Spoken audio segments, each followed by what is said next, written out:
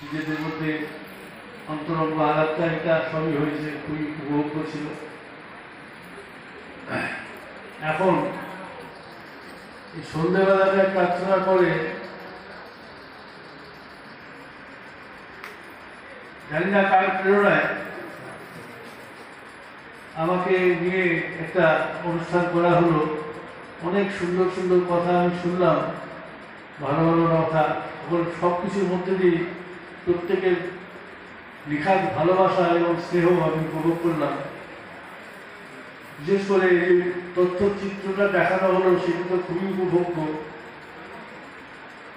তবে আমার একটি উপমা মনে পড়লো, সেটা কি কুৎসিত মানুষকেও, কুৎসিত মহিলাকে, কুৎসিত লোককেও মেকআপ ম্যানরা এমন মেকআপ করতে পারে, দেখতে খুব ভালো লাগে।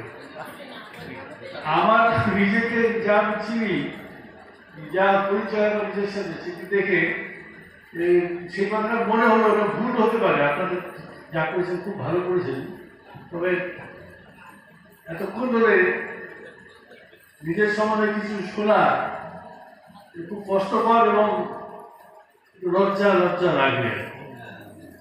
তবু আমি তো কৃতজ্ঞ নিশ্চয়ই। দুটি কথা ভেবে, একটি কথা শ্রী ঠাকুরের কণ্ঠস্বর আমার কানে বাজে, আরো লিখতে হবে, লিখতে হবে, আর লিখবি না, বারবার এটা তো মুমূর্ষ পত্রিকা বারবার বন্ধ হয়ে যায়, একটা নতুন নাম ভাবা উচিত। তখন সপ্তাহী নামটি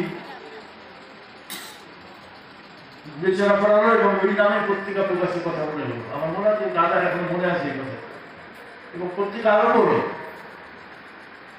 তখন আমি আখিরে যাকে লিখতাম না, আমি কবিতা লিখতাম, এবং ঠাকুরকে আমার কবিতাই শোনানো হয়েছে, লেখা কমপ্লিট শোনেন নিয়ে আমার। তখন ওই শ্রী ঠাকুরকে তুলে ধরার প্রয়োজনে, শ্রী ঠাকুরের আদর্শকে তুলে ধরার মধ্যে আমি আর্টিকেল লিখতে আরম্ভ করি, এবং আমার নিজের কাছে নিজে একটি সুখপ্রদ তৃপ্তিজনক ব্যাপার এই মনে হয় যে 1983 সাল থেকে নিয়ে আজকে 2025 সাল পর্যন্ত একটি সংখ্যাও একটু বার হয়ে সত্য, যাতে আমার একটি কিংবা একাধিক লেখা নেই।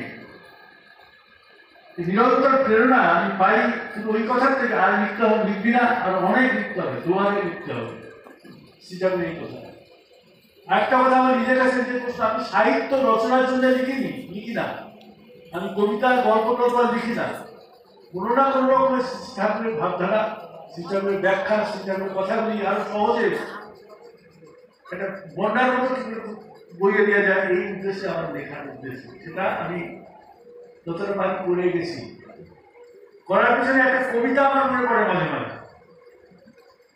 খ্রিস্টানদের প্রধানের পরে চরম অবক্ষয় তার আদর্শ নিয়ে চলার পথে শুরু হয়, তখন আমার মনে হয় রবীন্দ্রনাথের 4টি লাইন, কে রইবে ওর কার্য কহে সন্ধ্যা রবি, শুনিয়া জগৎ রহে নিরন্তর ছিল, মাটির প্রদীপ ছিল সে কহিল স্বামী, আমার যেটুকু স্বার্থ করিব তা। আমার নিজেকে সেরকম মনে হয়েছে। তার বিপুল আদর্শ, বিপুল জ্ঞান সমৃদ্ধ গ্রন্থবাদী, এটা কতটা কি করতে পারে, তার জন্য আমার প্রথম কথাই আমি বিজ্ঞানের ছাত্র, সাহিত্য আমি কোনো পড়িনি, আমি জিওলজি পড়েছি এবং পড়িয়েছি। এই যে এখন শুনলেন আমার স্টুডেন্টরা অ্যানিমাল বিহেভিয়ার, রিভলিউশন, ইত্যাদি এইসব আমি পড়াটা,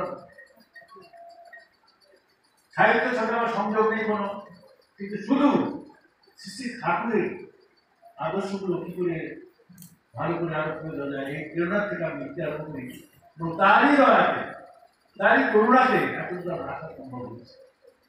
একজন সকালবেলায় টেলিফোন করে আগামী এই সাংসারিক অনুষ্ঠান সম্বন্ধে আমাকে খুব প্রশংসা করছেন। তিনি আসতে পারেননি এখানে, তিনি বলছিলেন খুব ভালো, আপনার তো খুব এটা এখন শোনা গেল, তাই বলছিলেন।